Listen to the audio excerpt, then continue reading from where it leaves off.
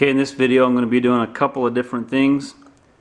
First off, I'm going to show you how to reverse bleed a brake line. I'm just going to do just the rear brake for this video. I'll probably do another one of the front brakes because it's a little different since there's two calipers. But I'm going to do a reverse brake bleed from the rear caliper. The second thing I'm doing is particular to this bike.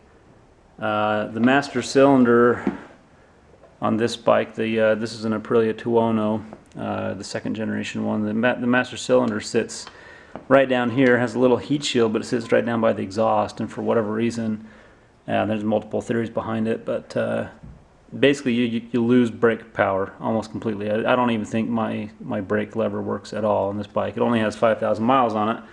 I've bled it twice, and as you can see, the color's already gone black on the fluid, and I have no rear brakes. So a lot of people, there's a lot of theories on how to fix that, but one known fix is to move the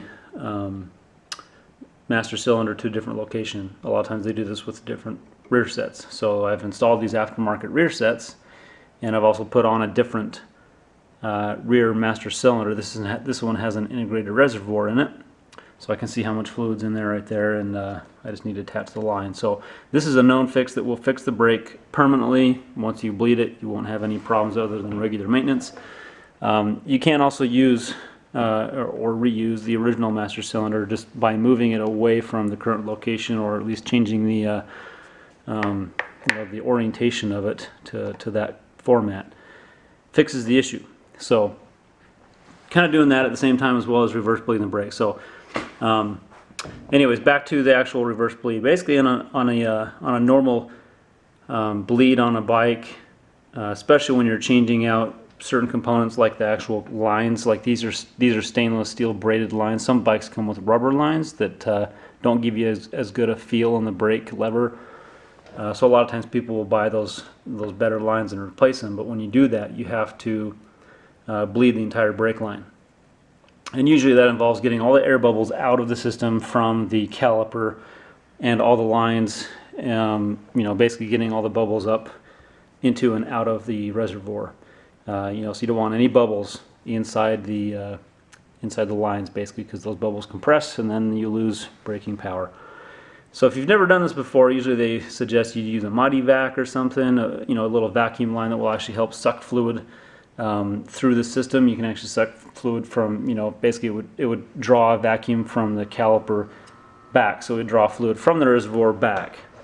The way I'm going to do this, and I should mention there's other things like a speed bleeder that you can use. A speed bleeder is a one-way check valve on the bleed valve on the caliper that lets fluid go out but doesn't let air bubbles come back in. The way I've kind of figured out a way to do it, and I didn't figure it out. There's tons of ways to do this, but I've watched a few YouTube videos. But basically, I'm going to reverse bleed. So what I'm going to do, I'll have to zip tie this up somewhere, but I'm going to zip tie this up so it's level. And actually, it's not even going to be this one. Since I'm going to replace this whole unit right here with this. But what I would do is zip tie this, and I would suck out as much of this fluid as I could with just a syringe. I've got a couple of just plain syringes here without any needles on the end. I've got a bottle there that I'm going to dump the excess fluid in. So I'm going to suck out as much fluid out of there as I can, yet keep it vertical. And then I'm going to take a little piece of this clear tubing. I'm going to zip tie a piece of that tubing to the end of one of these syringes. And then I'm going to attach it to this bleed valve, this nipple. I'm going to open up the syringe, put some fluid in there, and then when I open that up, I'm going to compress this and force and push that fluid through the syringe and through the caliper and then back up through the lines.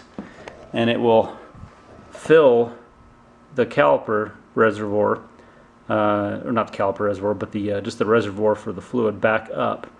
And you continue to do this until you replace all this old nasty fluid. And the good thing about doing it this way is, since you're usually coming from a point of lower entry and air bubbles like to rise anyways, it's a little easier to get all the air out because the air naturally wants to go to the top.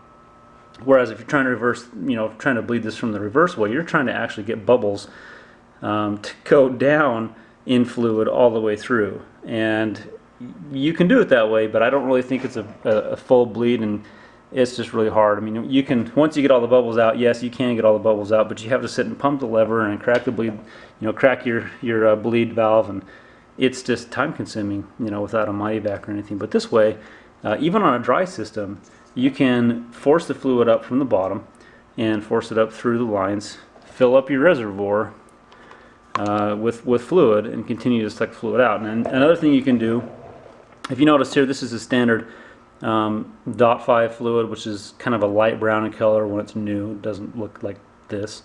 But I bought fluid that's actually blue, and you can get them in different colors. So as I'm replacing the fluid, I will see the color change when it comes up in here. So when I can tell the color of the fluid coming out of the bottle looks the same as it's coming out of here, I know I've purged the system of all the old fluid. I don't want a half color or even a partial color. I want it to be the same color. And anything excess that comes out of here, I will draw off the top and then dump into this fluid and discard of it appropriately.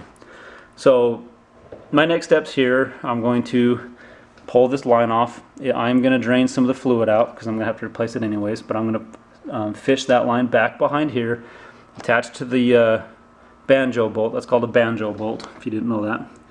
I'll attach it there and pull the cap off my reservoir. I'm going to suck a little bit of that fluid out. I'm going to leave that kind of full, and I don't really have a lot of room in here, so I'll have to really be good at sucking the fluid out of that and discarding it as I'm pushing fluid up. This is really easy to do with 2 people, not quite as easy with 1, but it can be done.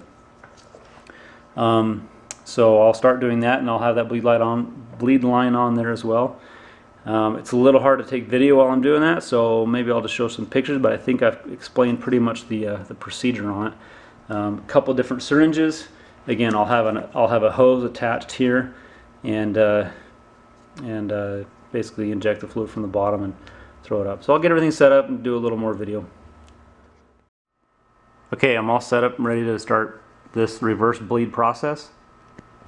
To make it easier, since I'm doing this solo, I've zip tied this syringe up top here. I don't want to spill this fluid. I've got some rags here and some water in case I do spill something. I can wipe it up quickly. But anyways, you're going to leave this one open, and I've got my new fluid down here, and I've got some clear tubing. This syringe, I actually was able to kind of pull out that little nipple that's at the beginning, I guess, where the needle goes into, and I was able to screw this hose in here, and I tugged on it and I can't get it out. But I did zip tie the hose down on the bleed valve on the caliper. The reason being is because you are putting pressure on this.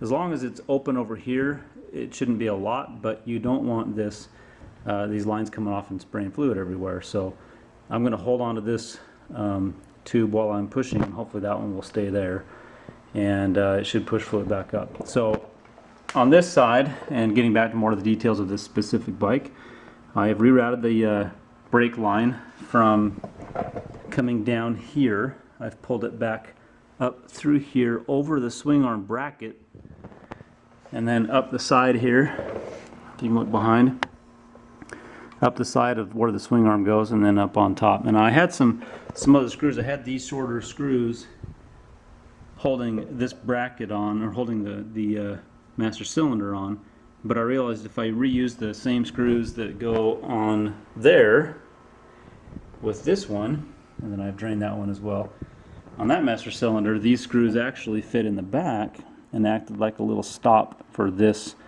banjo fitting, so that when I tightened it, this would fit up against this and would also pull this line away from the swing arm. I don't want it sitting out this way, sitting this direction. You don't want the swing arm, as it moves, to rub up against this cable.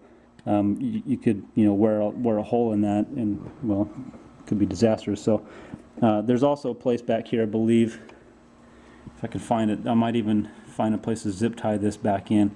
It feels pretty solid against that side. It's not going anywhere. And this portion right here does not move very much. I mean, the swing arm flexes a little bit, but at that angle, it's not very much. But still, I'm gonna watch that, and maybe find a different way to reroute that if I need to bring it up from under here, up the side of the rear set and zip tie it somehow to the side of the rear set to keep it away from the swing arm. But anyways, I'll be watching that because you don't want that to rub through. Now that I'm ready to start bleeding everything, I pulled off the cap. You can see I don't have hardly any fluid in there. I have tightened my banjo down. I don't want to start pressing on the lever yet because I could be throwing fluid everywhere. So I'm going to put new fluid in here, and then I'll put the I'll basically pressurize it down the line, and then as it comes up out of here, I'll be watching this as well, and as it gets full up here, I'll suck it out with one of these other syringes and put it in the discard bottle. And I'll repeat that until all the fluid is that color. Once that's done, and I won't go through this on the video because it's self-explanatory, but after that's done, once I've replaced all the fluid, I will then do a normal bleed down where I will pressurize the system, of course, with the with fluid in the top here. I'll pressurize the system and then crack the bleed valve when it's pressurized with the pedal down. And this will force any bubbles that are in the system back through. And you can actually, if you leave a hose attached to it and you leave enough room, I can empty this and watch fluid come back up, and I can look for bubbles.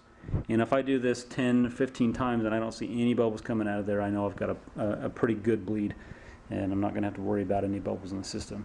Sometimes you can let it sit for a day or two, take it for a ride, use your brakes pretty heavily, come back, and then do another bleed, because you will, the vibrations from the bike and using the brakes will force some of those bubbles back either up into the reservoir, which is good because they'll go away, or you can rebleed it back down into the lines. So most of the time I get a good enough bleed this way, I never have to deal with it. So let me do a little bit of bleeding here, and I'll take some more videos as I get halfway done.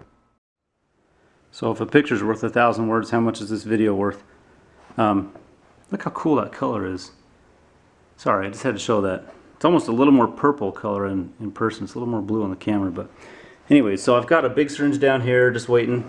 I've already put 2 up here, and I've cracked my bleed valve down there, so the tube's not quite full, but I wanted to show you this, so if I can do this right. Here I've got my syringe at the top.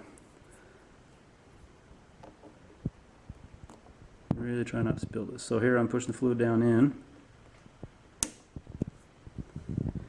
So there goes the fluid down inside, and I can feel resistance right now. So I don't want to really get those air bubbles in there. So as I'm pushing down, sometimes I'll knock the fluid down and let it fill in, because I really want that whole line to be full of fluid. I could have cut this shorter, but I'm going to reuse it for the front brakes, and I like it a little bit longer because I need the reach. So what you can do is after you get that on there, you can pull it back off, get some air back in there, and then try pushing fluid back in again. Now I better check over here. Oh yep, you see that? I already started filling it, and I'm almost overflowing. So I'm going to grab this one. Careful not to spill that. Oh, thing's stuck. Hold on. Okay. Suck this up as much as I can. I don't care if there's air in there right now because I want it all out of there. So here's all the old fluid. Get rid of it. Squeeze some more down in.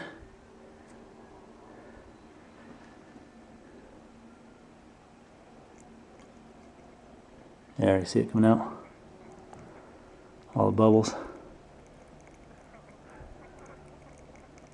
I'm just keeping pressure on this, and you'll see it's going down the tube. This is a reverse bleed. So I'm full now. In fact, if I let off there, I'm getting pressure. So if you wanted to, what you could do is, cap that while you pull this out, because I'm going to be sucking air back in there. That's okay. If I'm really careful with this, it won't really get too much because I'm just pulling against that fluid. You'll hear it kind of sizzle there. So that's why I keep this other syringe down here full of fluid, because now it's ready to go. So we'll pour some of that there. Oh, this stuff looks so cool. I love that. It's the first time I've done the Kool-Aid color. All right. Make sure we're not full over there. Okay. So again, I'm going to start putting that in. I feel like I'm administering drugs to my bike. It's cool.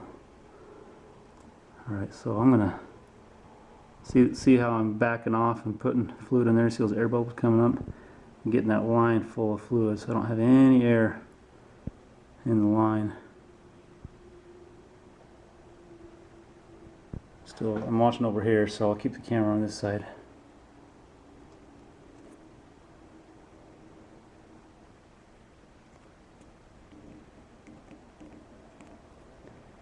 Okay, awesome. And you can pre-fill this line if you wanted to.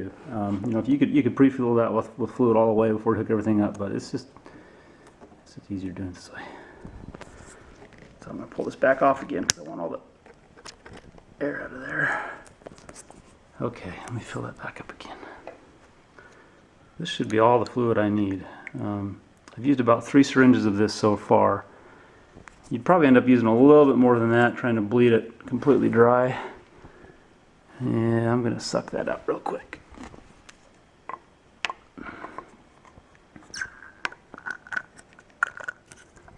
Not a lot in there. Sorry for the shaky camera. You can see how fast this would go with 2 people. You'd have one person back here running the syringe and somebody else. Now again, I'm leaking a little fluid down there at the bottom because that bleed valve's been open this whole time. So you gotta watch for that. That's why you zip tie it, because I am putting pressure on the lines. And now you can see the color already changing. Just a little bubble in the sight window. That's probably about where I want it. I'd rather have a little bit too little fluid than too much. So I'm gonna immediately close off this valve, clean everything up. I can already feel pressure on the line right there. So I'm pretty much already have a good bleed on the brake. Now is when I would reverse bleed it, not reverse bleed it, but reverse my reverse bleed and start bleeding from the top down. I could put more fluid in here, crack the line, and see if I get any bubbles coming back up in here. I honestly don't think I will. So anyways, that's how to do a reverse bleed. It's pretty much done. I'll just clean up now, get my fluid back in the containers and dispose of the old stuff. And that's it. Takes you about 5 or 10 minutes, especially not as long if you're trying to do it just one hand and trying to do a video camera at the same time. Ask any questions in the comments. I'll try and answer what I can. I'm not an expert at this. This is just the easy way that I found to do it. On the front brakes, you would do the same thing, but I would do most of the bleed from one caliper and then switch to the other caliper bleed valve and reverse bleed that way, and then come back to the first one, do it a couple times. You could even build yourself a little T valve, like one of these. You could take a little T valve or something and get start pushing fluid into both at the same time. I didn't really find a need to do that. As long as you're pushing fluid up through both calipers and you keep fluid in that line that goes all the way up to your reservoir, and then you bleed back down, it works just fine. So anyways, thanks for watching.